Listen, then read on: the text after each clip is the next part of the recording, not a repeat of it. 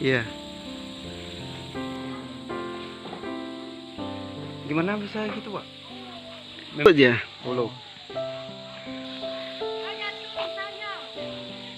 Mohon, betul mohon. Betul mohon. Adalah gereja.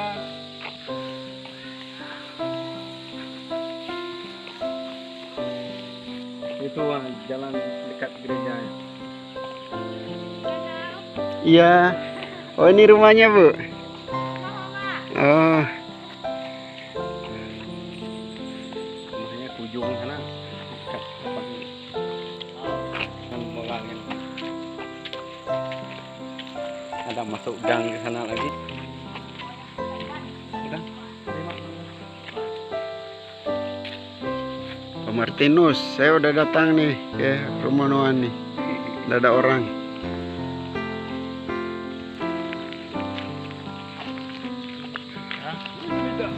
Padi.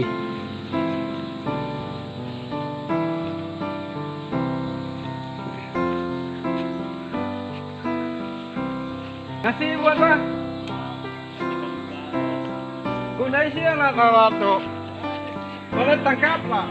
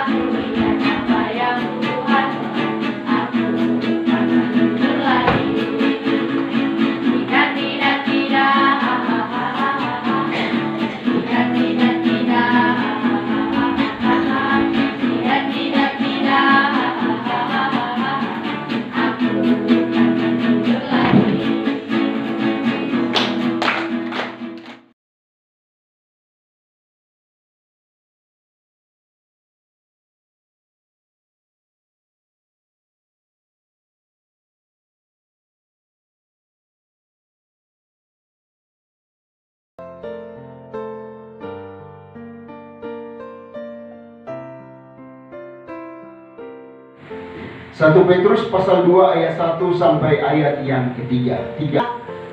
Penulis surat ini, Petrus, dia menuliskannya kepada orang-orang percaya, orang-orang yang berada di tempat yang jauh, dikatakan sebagai orang-orang pendatang.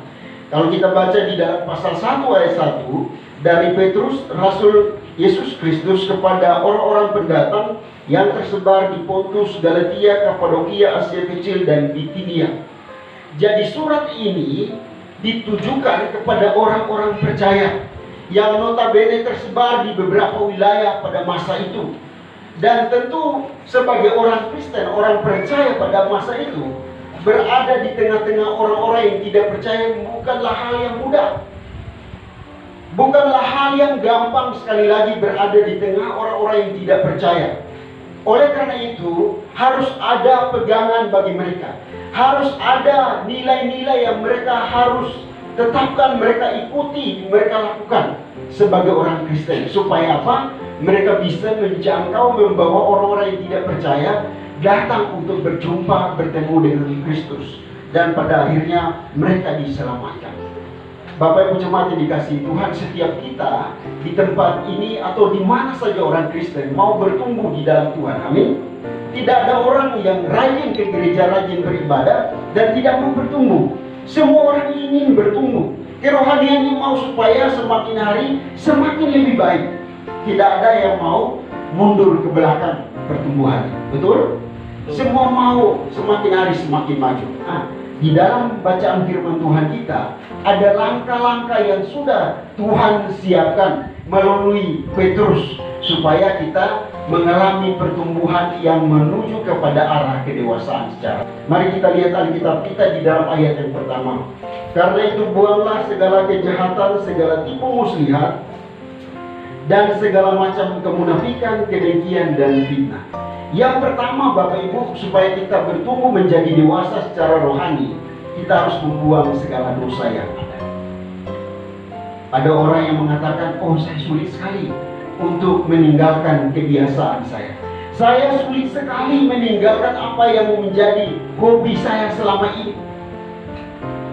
Tetapi kalau itu dosa, itu hal yang tidak berkenan, maka harus ditinggalkan. Amin. Itu harus kita tanggalkan. Jangan kita pertahankan dosa yang mengikat kita, dosa yang membuat kita tidak bertumbuh. Rasul Petrus menyadari bahwa orang-orang percaya pada masa itu, supaya mereka terus mengalami pertumbuhan yang baik, mereka tidak boleh iri, tidak boleh dengki, tidak boleh marah melihat kondisi di sekeliling mereka, melihat orang-orang yang tidak percaya kok berhasil saja, melihat orang-orang yang tidak sungguh-sungguh dalam Tuhan kok hidup mereka seperti baik-baik saja. Sehingga Petrus ingatkan, jangan ada iri, jangan ada amarah, jangan ada dengki, jangan ada apalagi dikatakan di sini tipu muslihat dan lain sebagainya. Orang dunia boleh melakukannya. Orang-orang yang tidak di dalam Tuhan, mereka bebas melakukannya karena tidak ada panduan, tidak ada gerakan roh yang mengingatkan mereka. Tetapi sebagai orang Kristen, orang percaya, mari kita belajar untuk apa? Jangan ikuti itu. Amin. Bahwa sesungguhnya kalau kita mau bertumbuh, hilangkan semua itu dari diri kita. Dosa kalau mengikat kita, membuat kita tidak bertumbuh, membuat kita tidak dapat menikmati banyak hal yang baik dalam hidup kita. Amin. Hal yang kedua, dan jadilah sama seperti bayi yang baru lahir, yang selalu ingin akan air susu yang murni dan yang rohani, supaya olehnya kamu bertumbuh dan beroleh keselamatan. Kalau yang pertama membuang segala dosa, yang kedua rindu akan firman Tuhan. Alkitab mencatat di dalam kitab Roma bahwa iman timbul dari pendengaran, pendengaran akan firman Tuhan. Jadi kalau kita mau bertumbuh, maka kita harus rajin membaca firman Tuhan. Kalau kita mau bertumbuh, maka seperti seorang anak yang baru lahir, dikatakan di sini, seperti bayi yang baru lahir, dia rindu akan air susu yang murni dan yang rohani. Salam, nama saya Evangelis Karimun STH. Tempat pelayanan saya di El Roy, Lebak Tapang, Desa Lebat Najah. Dan tempat ini tempat saya di Dusun Lebak Tapang. Jadi saya ingin menyampaikan dalam beberapa hal yang saya ingin sampaikan kepada pemirsa dan yang menonton video ini. Pelayanan di tempat ini memang medannya agak cukup bisa dilewati dengan motor dan kendaraan-kendaraan, dan sehingga pelayanan bisa berjalan dengan baik. Dan saya juga menyampaikan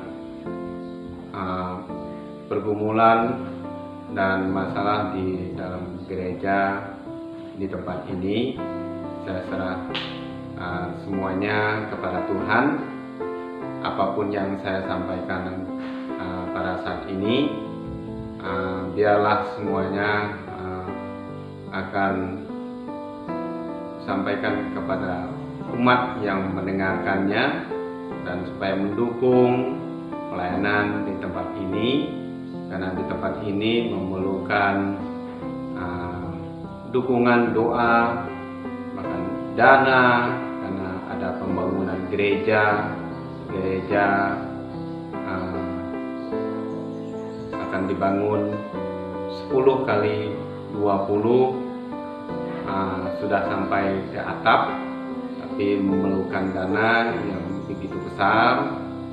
Tapi kami ingin dukungan dari doa Bapak Ibu semua, bahkan dana, dan kami berharap semuanya bisa berjalan dengan baik program di tempat ini, karena juga keadaan jemaat di tempat ini penghasilannya ada yang dopeng, ada yang kerja berladang, dan bermacam-macam pekerjaan mereka di tempat ini. Berapa jumlah jemaat di sini, Pak? Jumlah jemaat di tempat ini 168 jiwa di tempat ini. Biasa kehadiran jemaat tiap minggunya sekitar 50 sampai 60, bisa juga sampai 70 jiwa yang hadir. Masih separuh yang ibadah, dan yang lain banyak yang tidak sempat ibadah karena kesibukan, karena capek dan sebagainya. Tetapi kami berharap biar jemaat Tuhan tetap setia kepada Tuhan.